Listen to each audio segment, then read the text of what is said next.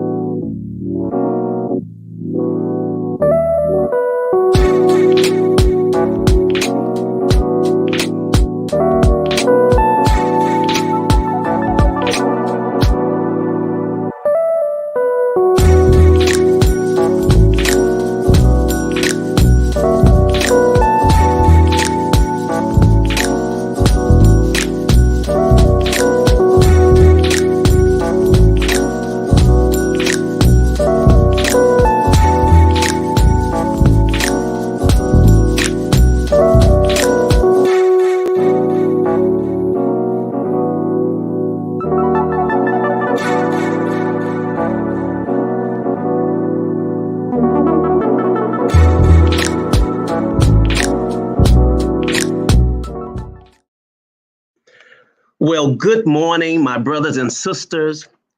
This is a wonderful day. I greet you on behalf of the Voorhees College, where you can begin, believe, and become. I am Dr. Skip Mason. I am the Director of Library Services, and I'm honored to chair the Lyceum Committee. It is my delight to welcome you to another Lyceum Series. And this is homecoming week at Voorhees College. We are so excited, even though we are celebrating homecoming differently this year because of COVID-19 and the pandemic.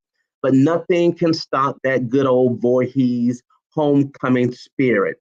Voorhees 2020, Voorhees College Strong is our theme, and we invite all of our students and alumni and friends to come and to be a part of the celebration that is taking place all week. Go to the Voorhees website, www.voorhees.edu, and you will see the schedule of events and activities. I do want to highlight one event that is taking place on tomorrow, and that event is the virtual Homecoming Blast, featuring a very good friend, different, and a very talented brother. His name is Dred Watkins, but you may know him as Farnsworth Bentley. He is an artist, a musician, a choreographer, and he's going to be the host for the Voorhees Homecoming Blast. And most recently, he choreographed the epic Juneteenth episode for the Blackish television series. So we are excited to have Dred Watkins, aka Farnsworth Bentley, with us on tomorrow at 7:00 p.m. On Facebook and also on YouTube.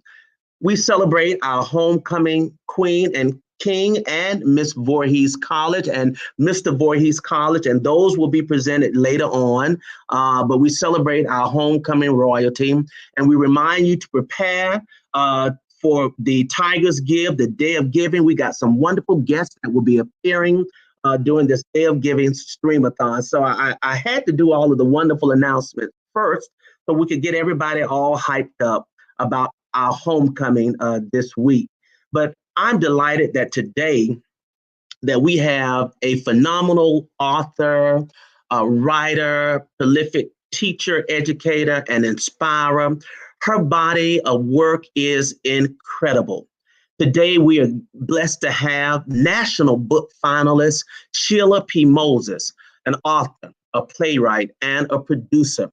She is the co-author of Dick Gregory's memoir, Callus on My Soul, as well as the award-winning author of several books for young readers, The Legend of Buddy Bush, The Return of Buddy Bush, Dred Scott, a fictional slave narrative based on the life and legal precedent of Dred Scott and the baptism, among many other books. She has written so many wonderful books, as you will see.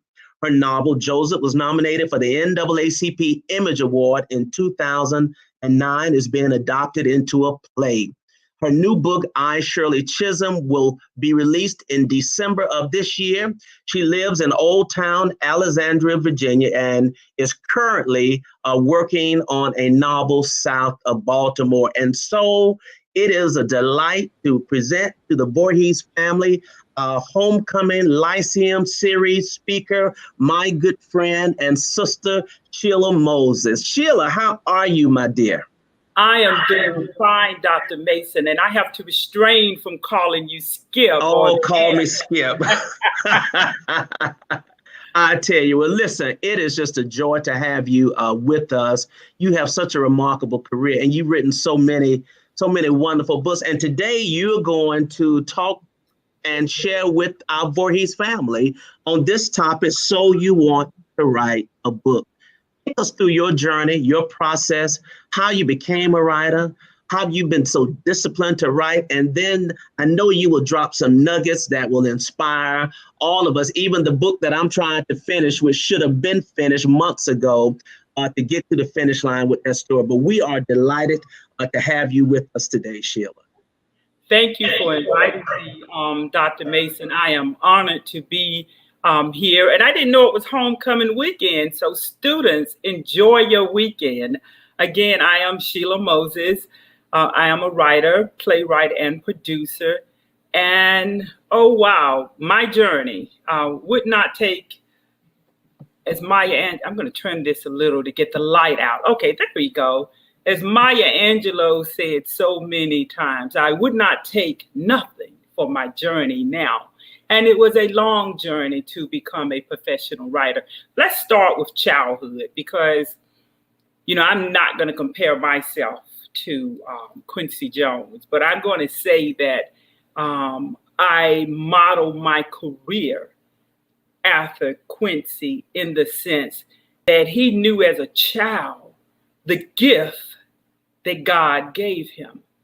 Now, I have a hard head, so I had to go around the world and back before I realized that I was supposed to be a professional writer, but it was always in my soul. Let's start with my mother, who we lost in May at 94. But my mother was a reader, so I fell in love with words. Let's start there. When I was a little girl living on Rehoboth Road, my mother read the newspaper every day. Now, we could not afford the newspaper, so my neighbor would give my mother the newspaper on Saturday. That was Friday's paper. So we were always like a day behind on the news, but she read that paper every day. And then she would put it back together so neatly, and the children would read the paper. And even today, sometimes when I'm at my brother Leon's house, I laugh because that is something he still is doing, is reading the paper every day. So I fell in love with words. And I would write on anything. I would write plays and little short stories. And my first poem, I wrote at 6 years old. And I wrote a short story, Skinny Legs and All.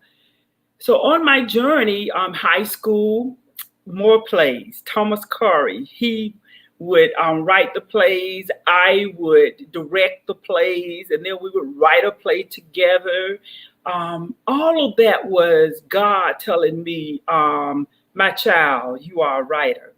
But, you know, because you don't listen to your mama, I wanted to model. So I modeled. I went to Atlanta, and I'm blessed to have. I feel that I've had a great career. I was in corporate America, and for 9 years I was president and CEO of my own agency, and I directed so many great projects and represented celebrities around the world. everyone, Planet Hollywood, Dick Gregory, Danny Glover. But it was Dick Gregory who changed the narrative of my story. So we were looking for someone to write his life story. And every time he called me, I was always, if it was in the afternoon, I was at home writing. So there were two writers, Donald Bogle and the great Barbara Reynolds. Both were slated to write his new autobiography.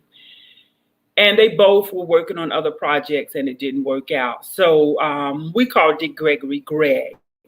So I said, well, Greg, they're not going to work. We have to find someone else. Now I'm working as his agent, but I'm writing part-time and I'm self-publishing books at home. So I said, Greg, it's just not working out. He said, listen, stop looking for a writer. Every time I call you, you are at home writing. You are the writer for this book. Stop talking to me about finding a writer and write the blank book. That's what he said. Call me when it's finished. So now I had a company that was doing well. So that was very hard for me to really soak that in, that I was supposed to stop and write an autobiography. But that's what I did. I started pretty much handling my agency part-time and writing part-time. But the soul of his story and what God had in store for me just would not rest. So I started writing full-time 3 years later. His book did very well, made it on the Los Angeles Times bestsellers list, and so many great things happened. And then I wrote The Legend of Buddy Bush. Now, The Legend of Buddy Bush is the story of my ancestors and a man named Goodwin Buddy Bush, who was accused of raping a white woman in 1947. And it was that book that would change the course of history for me as an artist. Little did I know, I'm standing in the line at the bank in Atlanta, and the phone rings, and it's my publisher, the great Image Writing. And she said, Shelia, now this is my first young adult book. You have been nominated for the National Book Award. My grandmother's name was Babe Jones. She could not read nor write. She signed her name with an X. And that was her story. She told that story. Oh, Buddy Bush got away from the Klan. We never see him no more. My grandmother told me the story of a Black man who was accused of a crime that he did not commit. And I took that story and created a historical fiction.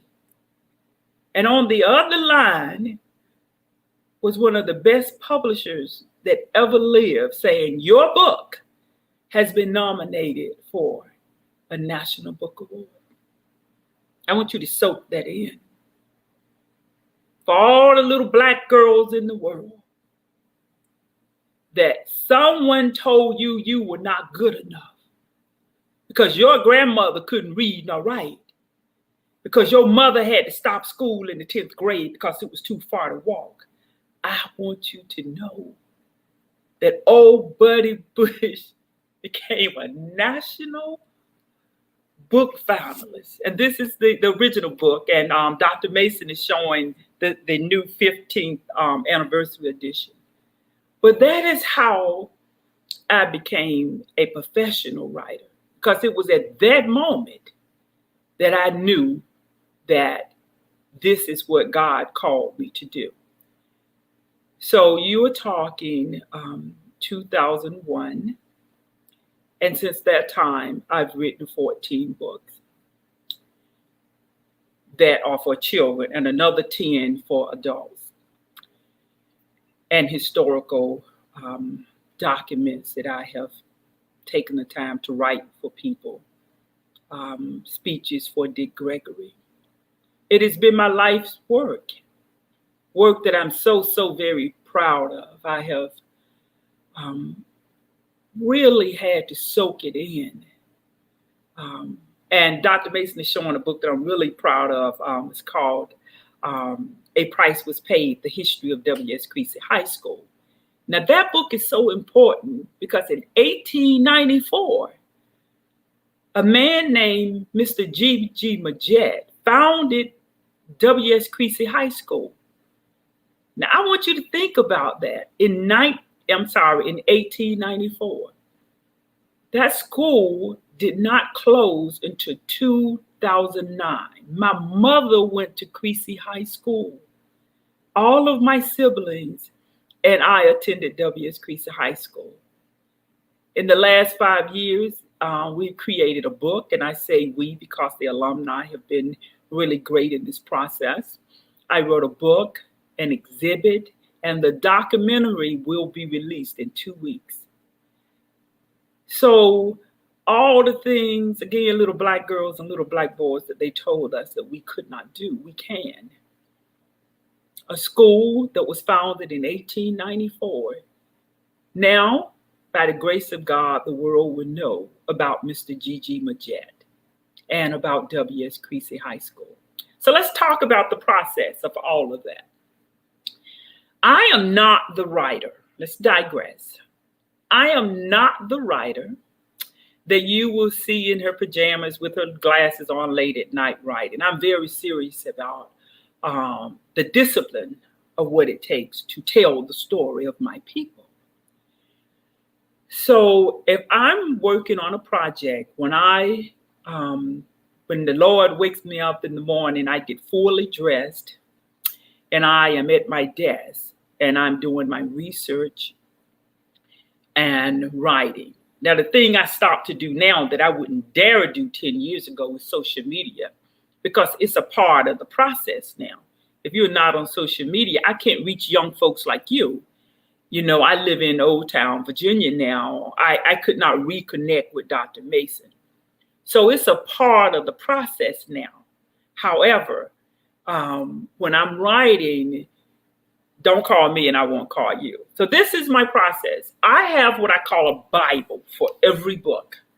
And when I am here no more, my descendants will find all of my little Bibles tucked away. I always have a book. And in that booklet, I write the title, the working title of my book, and all the characters that I think I want in my story. And I create a tree. So with the legend of Buddy Bush, the first page would be Goodwin Buddy Bush. And the second character was my grandmother, Babe Jones, and my grandfather, Braxton Jones. And my mother, oh, I'm so glad I wrote about my mother. Didn't know she would be here today. And then my mother, who's Myrrh, her name is Maylash, she's Myrrh in my books. But every character has a page in my Bible. And if I want Myrrh to be tall with a scarf on her hair, that is what I write when I'm creating my Bible for my characters. So one thing I learned at Callus, and I attended Callus Art School in Atlanta. I took writing courses there.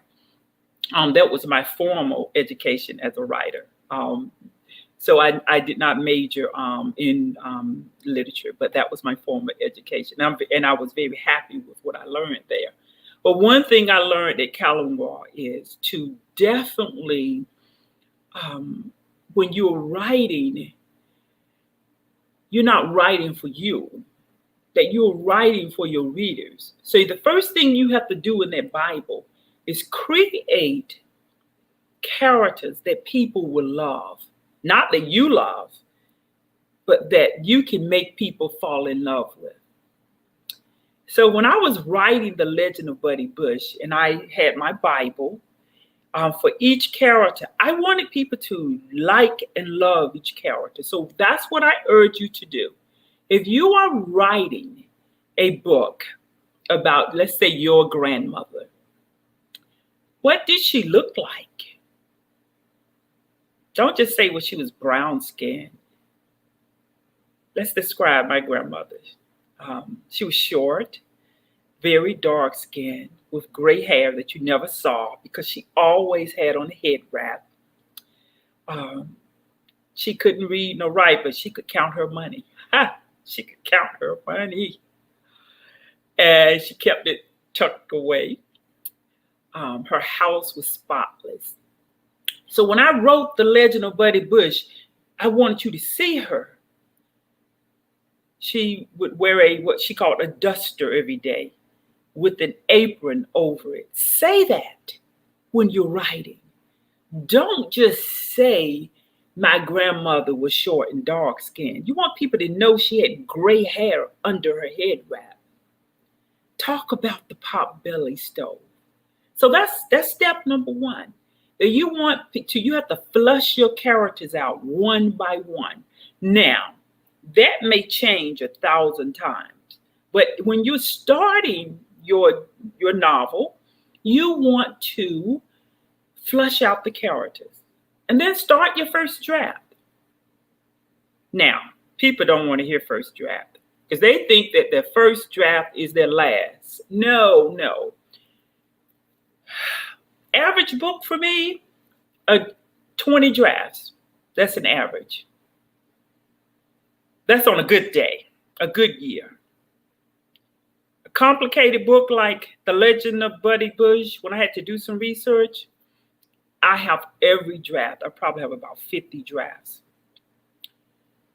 Callus on My Soul, probably 60 drafts.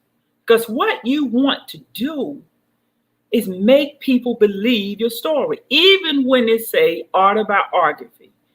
When people come up to me and say, oh, I read Callus on My Soul, the next words out of their mouth is, it reads like a novel. Because I made people, it was in my prayers, God, help me to show people who Dick Gregory was. So let's go back to the draft. So draft one, you're just going to tell the story. Don't spend a lot of time trying to get to the end the first day. Just tell the story. Tell the story the way you see it the first time. What are you thinking about? Go back to your Bible. And you are trying to create, I'm going to talk about fiction and nonfiction. If you're writing a fiction, what's in your head that's going to make, now most of my fictions are for young adults. So I want them to be happy. So what am I going to write that's going to make them smile? Okay. But I also want them to know the history of my people. So I spend a lot of time doing research. So what do I need to tell them about Buddy Bush? What do I need to tell them about North Carolina? Okay, so that's fiction. And a nonfiction, you're writing Callus on My Soul for Dick Gregory. You have to make them understand who he was. He was a track star. Before he was a track star, what we have in common is he was a comedian when he was a little kid, okay? So he was telling jokes on the streets of St. Louis, Missouri. So the first thing you want to do is, again, you want people to fall in love with, even when it's historical fiction, even when it is an autobiography, you want people to fall in love with the characters. So I had to make people believe in Dick Gregory. I had to make people believe that he was telling jokes at 9. I had to make people understand that he was a comedian, that he was a track star in high school, and still records that have never been broken in the state of Missouri. I had to make them believe that. And then I had to take them through his career. Chicago, the Playboy Club. And then I had to tell the story of when the great Medgar Evers called Dick Gregory, and nothing was ever the same. Now, how do you do that?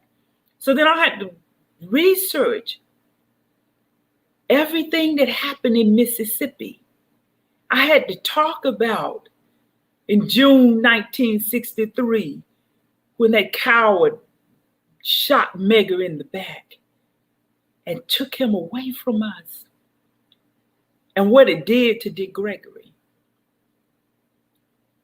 But it actually changed his life forever, changed our lives. At that point, he was no longer just a comedian. At that point, he was willing to die for us. But I had to tell that in the book. So that's a part of the process, young people. If you are writing a book about a historical person such as Dick Gregory, you have to do your research. You can't just talk about Dick Gregory. You have to talk about Megger. You have to talk about Martin. You have to talk about Mandela. And in order to do that, you have to know your history. So I encourage you to do your research when you are taking on important work. Okay, so now we're at draft 2. You wrote draft 1, you flushed out your characters. Draft 2, you're doing your research, fiction, historical fiction, autobiography. The process is the same for me, okay? I have to do my research. So what started as maybe 50 pages is now 100 pages. What's next? So then you have to go to, we're showing Dick Gregory now. You go back to Dick Gregory and you are saying to him, okay, Mr. Gregory, in 1963, you were arrested in Mississippi. What happened in Mississippi? And then you get his version of the story. This is Birmingham, 1963. He's been taken to jail for marching with the young children, okay? So you're doing your research. So you're talking to Dick Gregory, and he's telling you his history. If you're writing a fiction, you're going back and looking at what happened in 1963. So you can create a story. So I tell people, what's more important to me than writing is the research, because I want people to know their history. So as you're writing, if you have to take a week, if you have to take a month, if you have a publisher and you have to stop and say, hey, I just need some time. And when you're dealing with great people like Emma Dryden at Simon & Schuster, she's no longer there, but she was brilliant. You know, she would not say, oh, Shelia, I need this book by January 1st. No, she wanted me to get it right. You know, so let's pretend you don't have an agent and you don't have a publisher and you're going to self-publish. The process is the same. Let's say you're on draft 3 now. The process is the same. You have to flush your characters out. You have to do your research, and you have to go back. If it's a person like Dick Gregory, if it's a thing, or if it's a place, you have to go back so you will know what you're writing about and who you're writing about. Let me tell you 2 things that have really, really helped me as a writer. One was the great Bill Duke, who said to me when I was struggling with telling Dick Gregory's story, he said, listen, writers are people who write every day. You write every day. Just keep writing. So that is what I tell young people. Writers are people who write every day. Just keep writing until you get to that next, write every day. And he didn't mean you have to sit at your typewriter and type every day. He meant draft 1, you have to flush your story out using your Bible.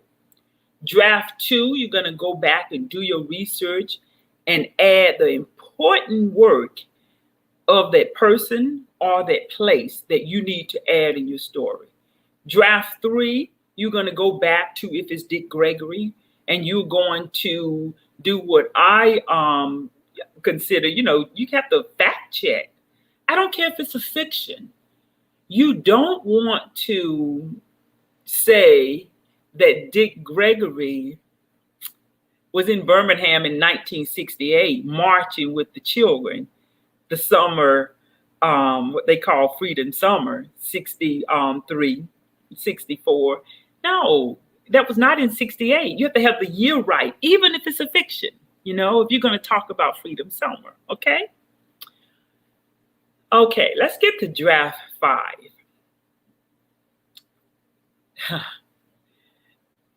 I teach workshops all the time. And young people, and people my age, 59, they want draft 5 and draft 1. The best thing that you can do for yourself is take your time and tell your story, writers. Let me say that again. Take your time and tell the story. Don't try to rush to the end of the story. Be patient with your characters. Let your ancestors speak to you. People send me manuscripts all the time, and this is really cute. If I tell them it's not ready, 9 out of 10 will get upset. 9 out of 10 will get upset. I think one of my best students was a young man named Arthur Grant, who was willing to put in the work for his book to tell the story of his ancestors. But some people just, everybody wants to get to heaven, nobody wants to die. So draft 1 is not draft 10. I'm looking at the time, so I want to say a couple of things about the finished product of your work. Draft 1 is not draft 10. So when you're writing a book, young people, old people, people my age, and you feel that you are on draft 10, you're probably on draft 1. So this is what I recommend. Give that manuscript to someone who's not your friend, who would just tell you anything, okay? Spend a few $100 asking someone to read it for you. This is after the proofread. Okay, you need someone to proofread your book. If you don't have a publisher, and you want to put the draft out there to people who are willing to read it and tell you the truth, take notes. Some of those people may not have ever read a fresh manuscript before, but listen to what they have to say. Ask them for notes, and then invest into an editor. If you don't have a publisher, then you just need a really good line editor to help you flush out your story. When your manuscript is finished, what do? You read it and you read it and you read it. That's what I'm doing now. I'm a manuscript that I've been working on for 2 years. You read it and then you put it away for a few days and then you read it again. You want to have a fresh eye when you're reading a manuscript you've been working on for a long time. So my best advice to you is not to rush the process. Tell the story. Flush out your characters.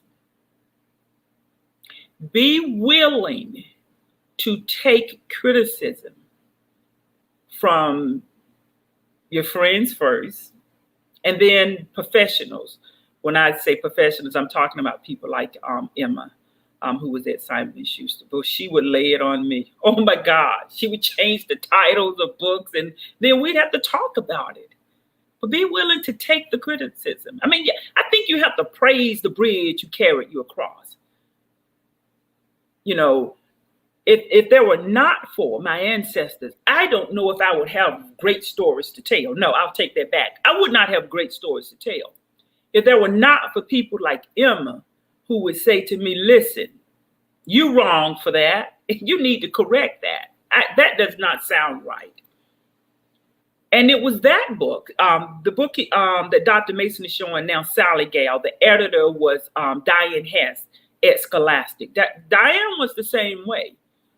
She insisted that we take a second look at issues in the book that she did not feel would be appealing to young people, and that she felt were not, how do I want to put this?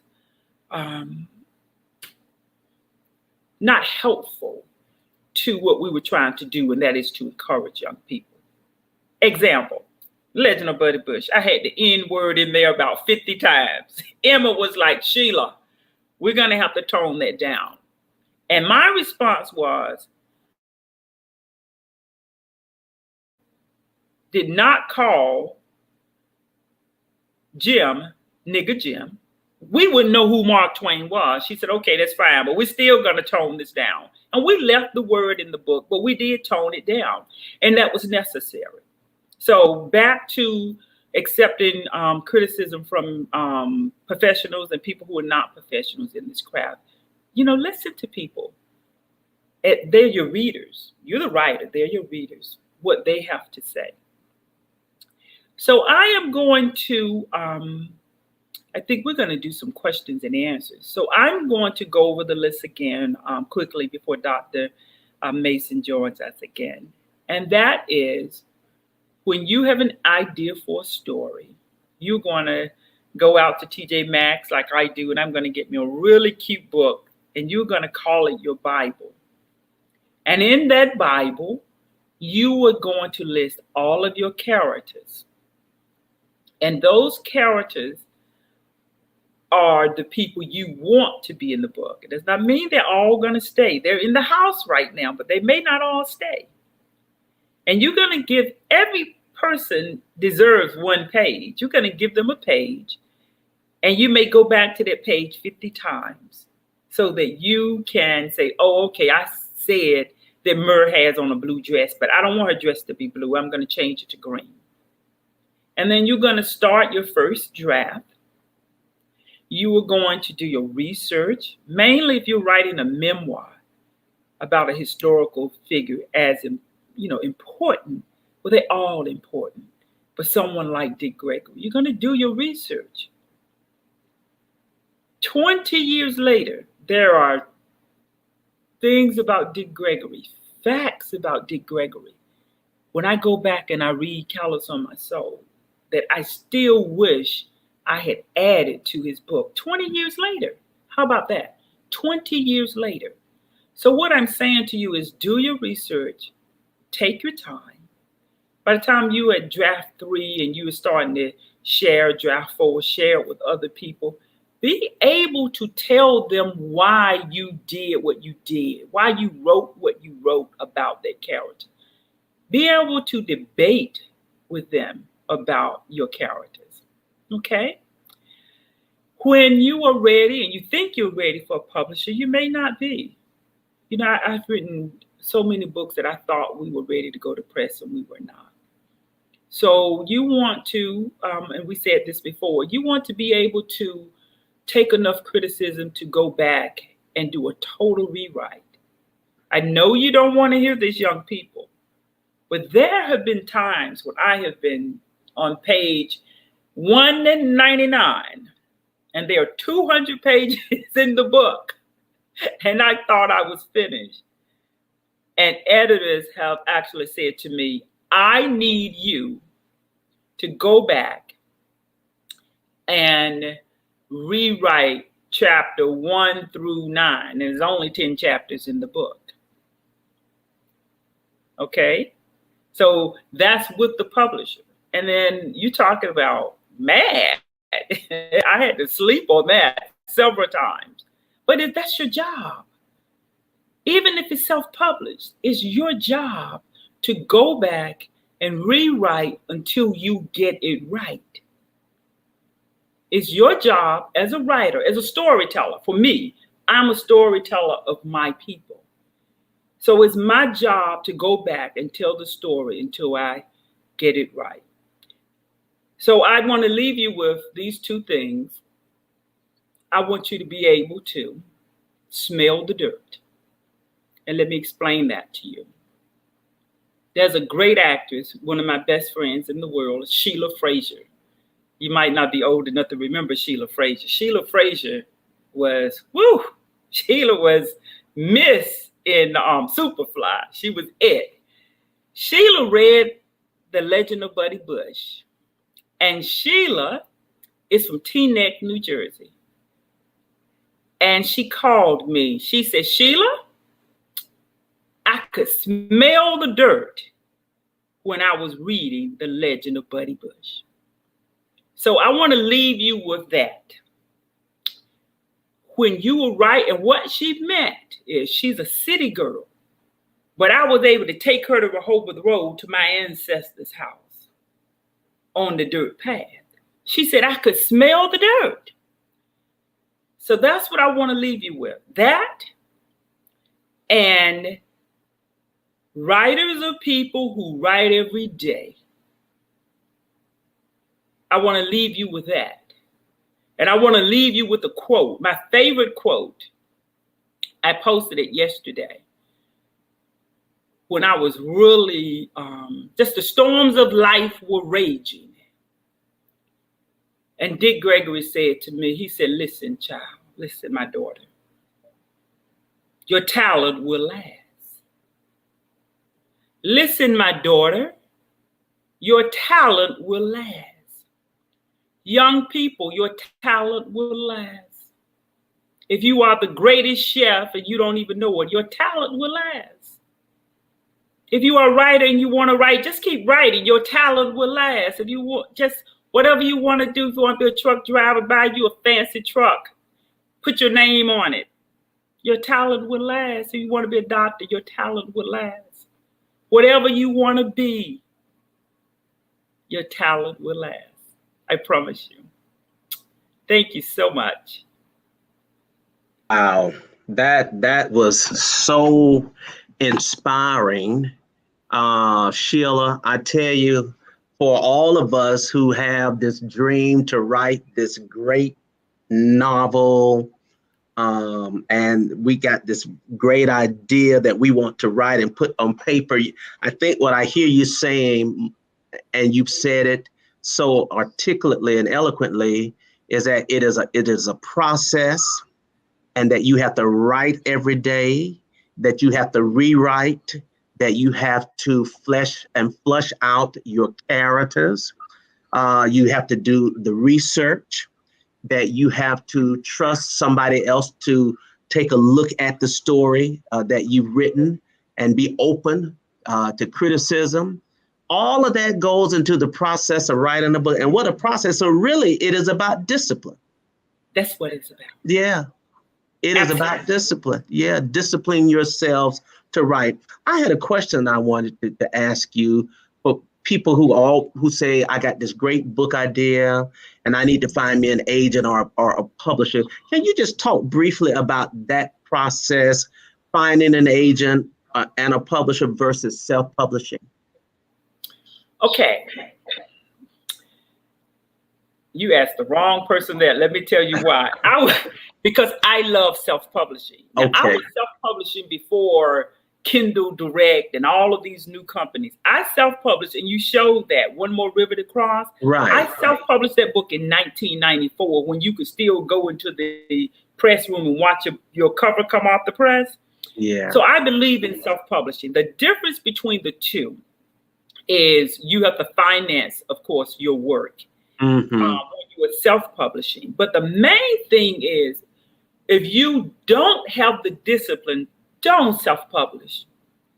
Because when you self-publish, you are the writer, you are the PR person, you are the editor, you are the printer. I mean, you can go to a printing company and they will print it, but you have to make sure that everything is right. So the difference is, as a self-publisher, you are in charge of everything. You are Simon and Schuster. And if you want to be with Simon and Schuster, do you need an agent? I don't have an agent right now. Hallelujah. I don't have an agent right now, but a lot of people feel they need one. I represent Shelia Moses now. Okay. There was a time that I had an agent, and my first agent died. God bless him. Oh God, I love Bob. But Bob died, and I've had two agents since then. Right now, if you want an agent, most people now go online and they find agents online and they submit their manuscript, and then the agent will take their manuscript and submit it to the publisher. Okay. There are a lot of publishers that will only accept a manuscript through an agent. Okay. So that is the difference. And so, and elaborate just another minute on the agent piece, because they're not doing this for free. So if indeed that your manuscript gets picked up, the agent gets a cut of any potential profits. Can you just kind of talk about that piece for a minute, please?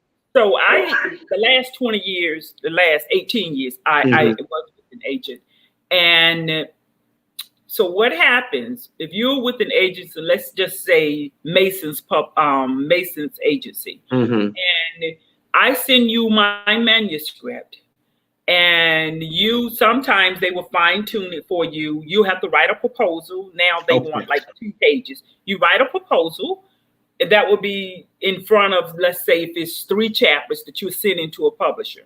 If that agent sells your manuscript to a publisher, they get 15 to 20% for life, for the life of that book. Wow. So do I recommend that you get an agent? Yes. I do recommend, if it's your first book or your second book and you feel you need an agent, I would say yes. And the good thing, let me tell you the good thing about having an agent. The good thing about having an agent is they handle your contract, they take care of contracts, they take care of your royalties. So if you're getting $50,000 for a manuscript, you're not going to receive that check. It will go to your agent. Okay. Your agent will take their 15 to 20%, and then they will send you your portion of your advance, or if it's your royalty check. That is the difference. So do I think when you first start and you are with a publisher, if you can find an agent, that's a good idea. But I think I'm kind of a veteran now. I don't feel that I need one. But a lot of people just have to have one. Yeah. So thank you for answering that. Now, in this age of electronic, online books, digital reading, Audible, etc., of course, the book still has to be written, but are you leaning now more towards electronic books? Is there still a desire for the hard copy printed book, turn the pages? Are writers, publishers finding the challenge with this age of social media and TikTok and Instagram and Twitter in terms of reading now? Because we know, as a librarian and as the director of the library, we know that readership is down in terms of checking out books in the library. And so we've had to, divert to electronic resources. Talk about that for a minute, the dilemma for writers in 2020 and going forward. Oh, yeah. That's a good question. I have to feel my books. Oh, I have to hug them, And I think it's important.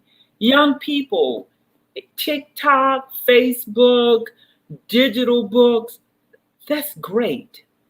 All of those means of receiving information, it is wonderful. But invest into books, please. Continue to go to the media center. If you are on a budget and you don't want to spend money on a book, check out a book, please. Check out a book. Go to Barnes and Nobles. They have a great if you're a student, they have the little section, the books are $6.99. Buy books. When we first started 45 minutes ago, Skip, the reason I had to flip my camera over, I have so many books, I was actually going through them and I realized that my junk was in the way of the camera. My books are so important to me. Right. And to answer your question, I know what you are having to do in order to keep young people interested, because we live in a microwave world. Yeah. But that's dangerous.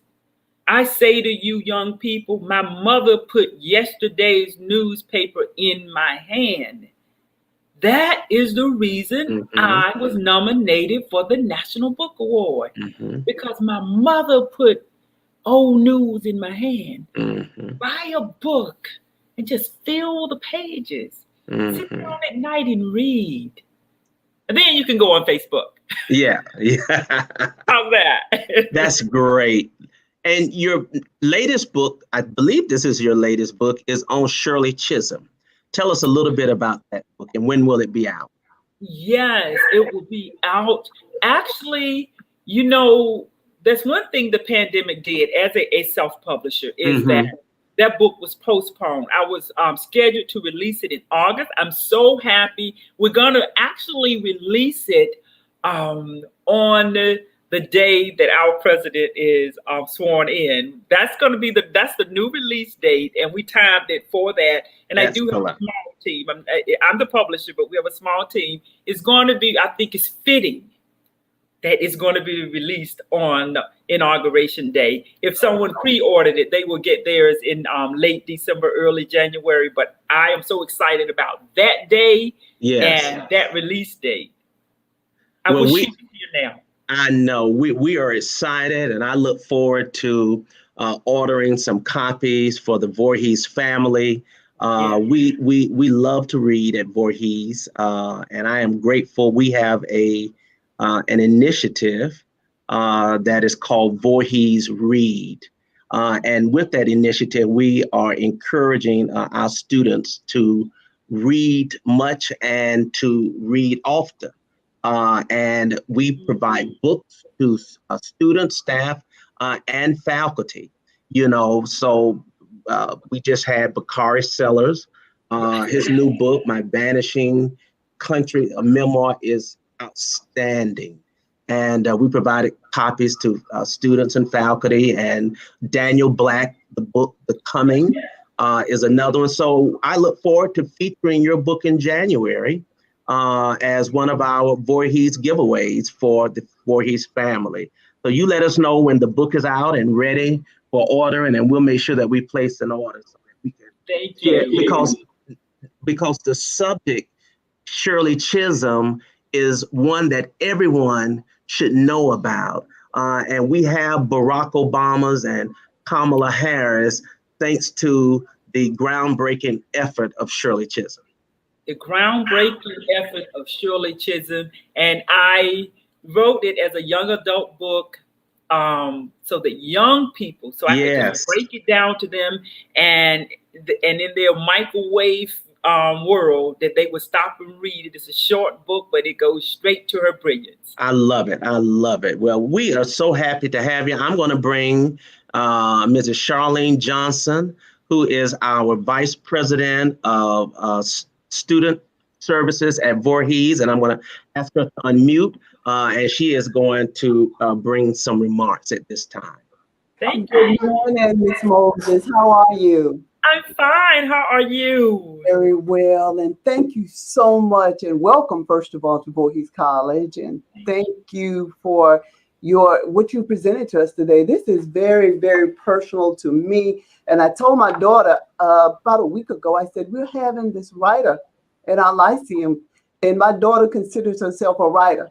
She's writing, and so she commented on the comments earlier, and she said, this is so good. And she texted me and she said, Mom, this is excellent. I needed to hear every bit of this. So I take it very personal because it's under my roof. Well, in fact, she's not there. She's working right now. In fact, she's on the screen right now and she's at work. So, but I'm very excited that you've reached a part of me, and I know our students here at Voorhees, because the sky is the limit, and our young people, as well as our people in our age group, as you mentioned earlier, we need inspiration. We need to know and hear and see people like yourself. So again, thank you, Dr. Mason, for bringing this wonderful writer before us today. It has been outstanding. So please don't be a stranger. It's homecoming, and hopefully next year we'll be in person, and maybe you can visit the campus at that point in time. I will do that. God is going to heal the land. I love Dr. Mason. Anything I can do for you all and your students, just let me know and I'll be there. Thank you. Well, we sure do appreciate you. And on behalf of Ms. Johnson and the Lyceum Committee, our president, Dr. W. Franklin Evans, and our provost, Dr. Ronnie Hopkins, and our wonderful cabinet, faculty, staff, and students, we thank you. You have truly blessed us today and encouraged all of us to continue to write. And we look forward to being in touch with you and following your tremendous career and getting a copy of that book on Shirley Chisholm. So you take care of yourself. Thank you again and have a super blessed day. Thank you all. Have a great day. Bye-bye. Thank you. Thank you. Bye. Don't leave yet because we have a message from Dr. Prince Brown, our Vice President of Institutional Advancement. Hi, my name is Prince Brown. I'm Vice President for Institutional Advancement here at Voorhees College. I take this opportunity to welcome you home for Homecoming 2020. And even though it's a virtual situation, but the truth of the matter is, home is where the heart is. And I know that if you're watching me now, you are home because your heart is here in this virtual situation. I want to congratulate you for the work that you have done and the support that you have given Voorhees College over the years. And I ask that you consider continuing to support the college. Now, this year is extremely different from the years we've had in the past, and I want you to think about something. Had you come to the campus this year, you would have incurred a number of expenses, perhaps travel, perhaps hotel, food, and other expenses associated with coming to homecoming. Since you're not incurring those expenses, I ask you to consider making the amount or the equivalent of what you would have spent to come to homecoming, to give that to the college to support the growing needs of our students and other needs here at the institution. Also, I ask you to join us on December 1st for our National Day of Giving. It's Giving Tuesday, December 1st, where we will have a live streamathon featuring 12 hours of entertainment, fun, and information. And by the way, we have a number of stars that are going to join us. Some of them whose names you might recognize. Cool from Kool and the Gang, Cheryl Cooley from the all-female band Climax. We've got Dionne Warwick. We have somebody from Atlantic Star, Bubba Knight from Gladys Knight and the Pips, and we have much, much more. And of course, hosting this event for us will be the young lady from Family Matters, Jo Marie Payton.